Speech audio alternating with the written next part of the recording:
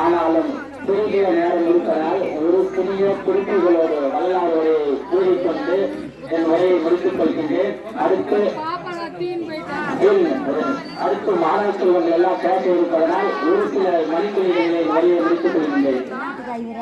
நாம் எல்லாம் ஒரு விஷயத்தை நல்லா தெரிஞ்சுக்கிட்டோம். மாணவ செல்வங்கள் தயவு செய்து பேசாம அமெரிக்காவுக்கு வரும்போது கேட்டுக் கொள்கின்றோம். தயவு செய்து ஒரு சிறிது நேரம் அமைதியாக. வரலாறு என்றால் ஒரே வரியில ஒரே வார்த்தையில நாம் தெரிஞ்சுக்கணும். அப்படி யாராவது உங்களை கேட்டால் வரலாறுனா யாரு, ஒரு வரியில ஒரு வார்த்தையில சொல்ல முடியும்னா நிச்சயமாக சொல்ல முடியும் என்று தைரியமாக சொல்லுங்க. வரலாறு சொல்லக்கூடிய முக்கியமான ஒரு கொள்கை, சமரச சன்மாத கொள்கை என்னவென்றால் உயிரை பதம் செய்யக்கூடாது, உயிர் வாங்கக்கூடாது. மெயின் கொள்கை அந்த உயிரை தன்மையை போல நினைக்க வேண்டும். புலால் உண்ணக்கூடாது.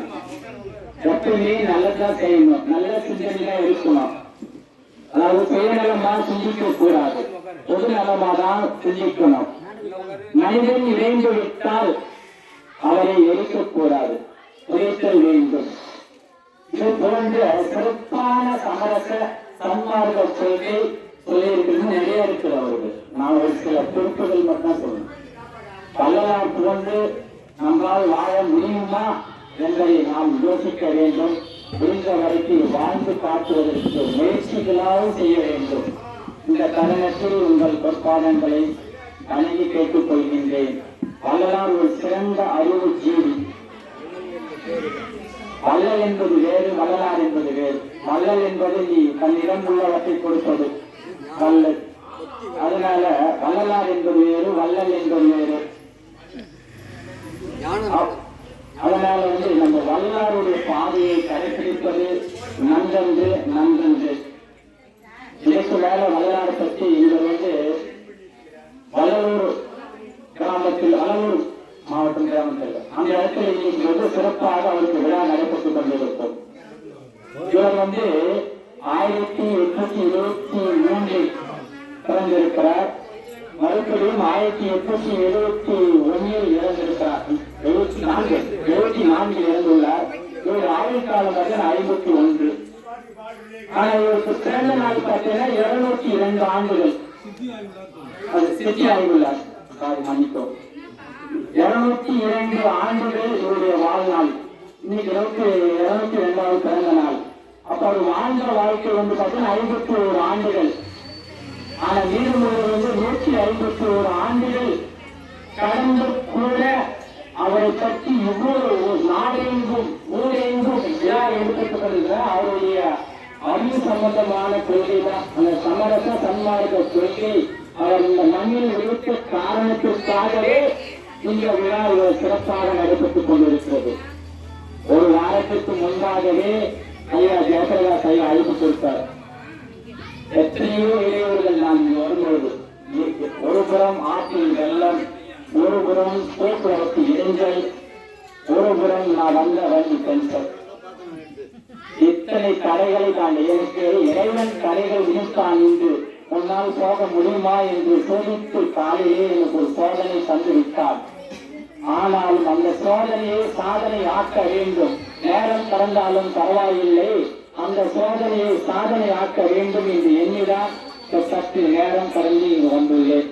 வந்த பிறகுதான் பார்க்கிறேன் இப்படிப்பட்ட அடியா பெருமக்கள் குருமார்கள் காட்சியளிக்கின்ற போது அந்த ஆறுபடை முருகனை மட்டுமல்ல, அந்த கைலாய சிவனையை மட்டுமல்ல, அந்த வள்ளலாரை எத்தனை உருவங்களில் நான் பார்ப்பதற்கு கொடுத்து வைத்தவன் என்று நான் மனதார நேசிக்கிறேன்.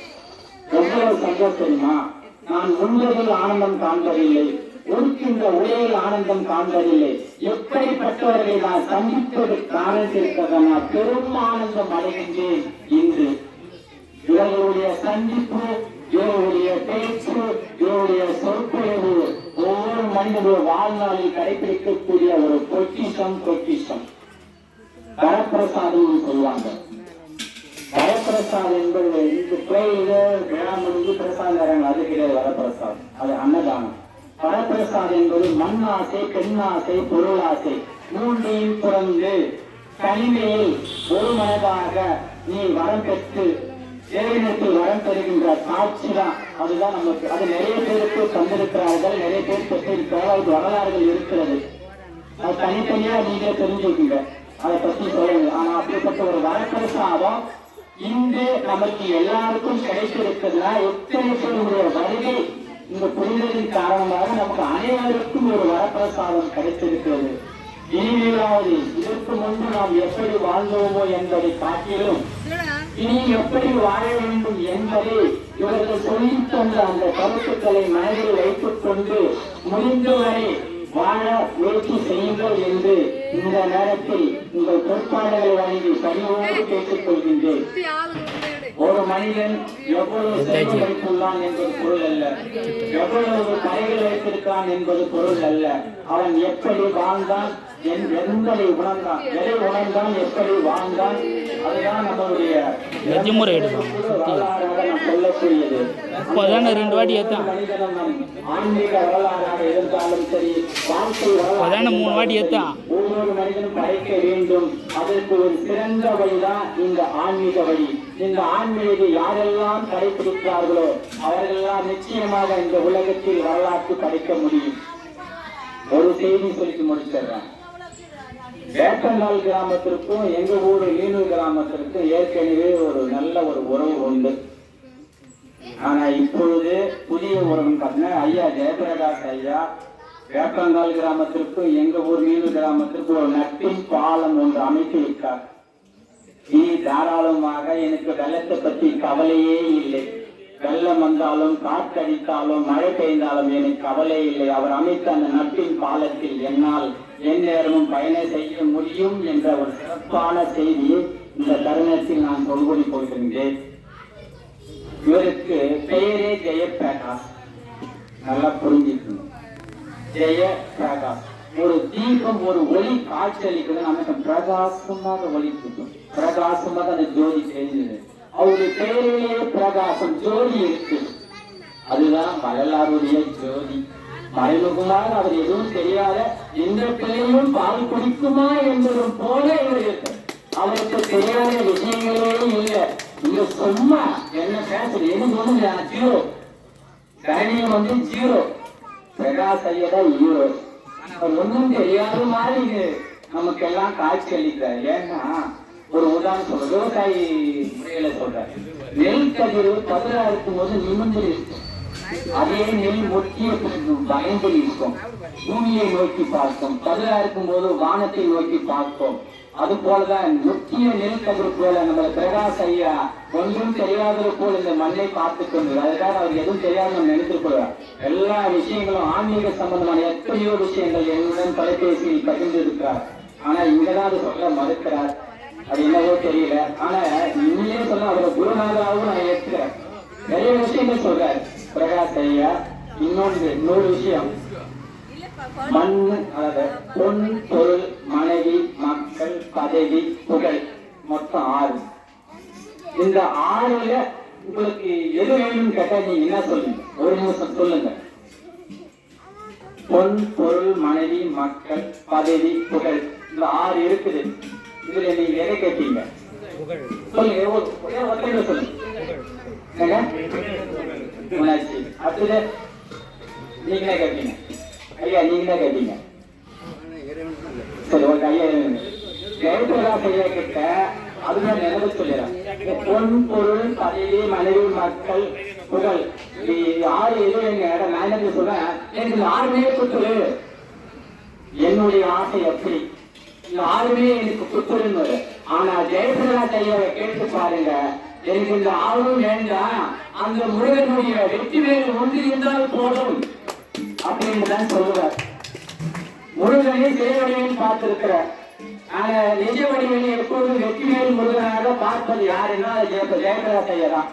அவர் ஆன்மீக கோவில் பார்க்கின்ற போதும் நிஜ வாழ்க்கையில் பார்க்கும் எந்நேரமும் அந்த வெற்றிவேல் ஞானவேல் முருகனோடு காட்சி அளிக்கக்கூடிய ஒரு நபர் தான். அதனால அந்த வேலையின் காடு இவ்வளவு சிறப்பாக காட்சி அளிக்கும். சூரியன் ஒலித்தாலும் ஒலிக்காவிட்டாலும் ஐயாவுடைய வெற்றிகள் அவர் கையில் இருக்கும் வரை இந்த கிராமம் நிச்சயமாக பிரகாசமாக ஒளிவீசிக் கொண்டே இருக்கும் என்ற செய்தியை இந்த இடத்தில் நான் பதிய வைக்கின்றேன். அடுத்து இன்னொரு ஒரே ஒரு விஷயம், இவருடைய வெற்றிவேல் முருகன் ஞானவேல் முருகன் அப்படின்னு இவர் போயிருக்கிறார் ஒரு வீட்டுல. இவருடைய நெருங்கிய நண்பரும் குருநாதராக விளங்கக்கூடிய நோக்கில் இருக்கிறாருங்க. அவர்கிட்ட இதே கேள்வி கேட்டா எனக்கு அந்த 6 படி முருகன் இருந்தாலே போதும், பிரதானி கொள்கை சொத்து தொகை எழுதுவாசி எதுவுமே வேண்டாம். ஒவ்வொரு நாளும் 3 மணிக்கு எழுதுகிறோம், காலையில் 8 மணி வரைக்கும் சேவை பண்ணணும். அதே போல மாலை நேரத்துல 4 மணிலிருந்து இரவு 9 மணி வரைக்கும் சேவை பண்ணணும். இதுதான் எனக்கு தேவை என்று சொல்லி தினந்தோறும் சேவை செய்து கொண்டு வருகின்ற அந்த 6 படி முருகன் சண்முக ஐயா வேளங்காடு. இவர் 2 பேரும் பார்த்தீங்கன்னா கலாச்சாரத்தில் இருக்க 2 பேரும் ஒரே அளவில் இருப்பாங்க. ஏற்ற இறக்கம் கண்டிப்பா வராது. 2 பேருமே முருகனுக்கு அவ்வளவு பயபக்தியோடு ஆன்மீக தொண்டு செய்து வருகின்றார். ஆன்மீக செய்தி தொண்டுகள் செய்வதற்கு எல்லாருக்கும் அந்த பாக்கியம் இறைவன் தந்தருவதில்லை, ஒரு சிலருக்கு மட்டும்தான். அந்த ஒரு சிலர் பார்த்தீங்கன்னா சண்முக ஐயா ஒண்ணு, நம்ம ஜெயபிரகாஷ் ஒண்ணு, இவர்கள் இருவருமே இந்த ஆன்மீக பயணத்தில் இன்னும் அடுத்த தலைமுறைக்குள் கொண்டு செல்ல வேண்டும். அதனால் இவர்கள் இருவரும் இவர்களுடைய குடும்பத்தாரும் சக குடும்பத்தார்களும் எல்லா வல்ல இறைவனுடைய அருள் பெற்று சீரோடும் சிறப்போடும் செம்மையோடும் பல்லாண்டு பல கோடி 100 ஆண்டுகள் பேரும் புகழும் சீரும் சிறப்புமாக வாழ்வாங்க வாழ வேண்டும் என்று கூறிக்கொண்டு அடுத்து மாணவர்கள் பேச இருப்பவர்களுக்கு வலியுறுத்தி அமர விரும்புகிறேன். அருட்பெரும் ஜோதி அருட்பெரும் ஜோதி தனிப்பெரும் கருணை அருட்பெரும் ஜோதி என்று கூறிக்கொண்டு வாய்ப்புக்கு நன்றி கூறி விடைபெறுகிறேன். நன்றி, வணக்கம்.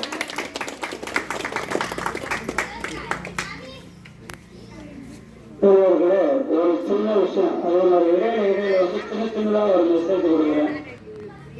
அதாவது நண்பர் ஒருத்தர் இந்த வயசுலேயே எதுக்கு முருகான்னு போயிடுற, அதுக்கெல்லாம் நாள் இருக்குது, வயசான பிறகு போகணும் அப்படின்ற மாதிரி சொன்னாரு. அப்படியெல்லாம் ஒன்றும் இல்லை. அதில் என்ன காண போற, உன்னால என்ன அடைய முடியும் அப்படின்னு கேட்டாரு. அதுக்கு ஒரு சின்ன உதாரணம் சொன்னேன். ஏன் குடும்பத்தை விட்டு வெளியே போயிடுற அப்படின்னு கேட்குறாரு. அதுக்கு நான் என்ன சொன்னேன், எனக்கு குடும்பம் தான் முக்கியம்னா அவங்கள நல்வழிப்படுத்துறதுக்கு அவங்கள வாழ வைக்கிறதுக்கு நான் அடுத்தவங்களை சம்பந்தம். எந்த வேலையை போனாலும் மேனேஜராக இருந்தால் முதலாளியை சம்பந்தம். நான் என் குடும்பம் வாங்கணும், என் குடும்பம் வேணும்னா நானும் அடுத்தவங்களை கும்பிடணும்.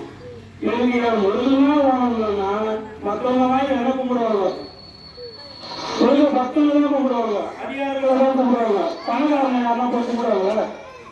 யாரும் பணக்காரர்கள் இருந்து ஆசீர்வாதம் வாங்க மாட்டாங்க. மகான்கள் வந்து காலில் வேண்டுதான் ஆசீர்வாதம் வாங்குவாங்க. அதனால இது உயர்ந்தது இறைவன் அடியில இறைவனையே கதி நினைச்சு இறை கொண்டு செஞ்சு இருக்கிறவங்க தான் உயர்ந்தவர்கள். காசு பணம் எப்போனாலும் வரும் போகும். ஆனா இறைவனுடைய அருள் பெற்றால் தானா வந்துடும். எல்லாமே இறை அருள் இல்லை, பொருள் தானா வரும். அது என்னுடைய சின்ன அனுபவம். ஆகையினால காசு பணத்தை மட்டும் முக்கியமாக நினைக்காதீங்க. இறைவன் அருள் நிச்சயமாக வேண்டும். பொருள் இல்லாருக்கு இவ்வுலகம் இல்லை, அருள் இல்லாருக்கு அவ்வுலகம் இல்லை வள்ளுவர் சொன்னது. அதனால பொருளும் வேணும், அருளும் வேணும். அருள் இருந்தால் பொருள் வரும், பொருள் இருந்தால் அருள் வராது.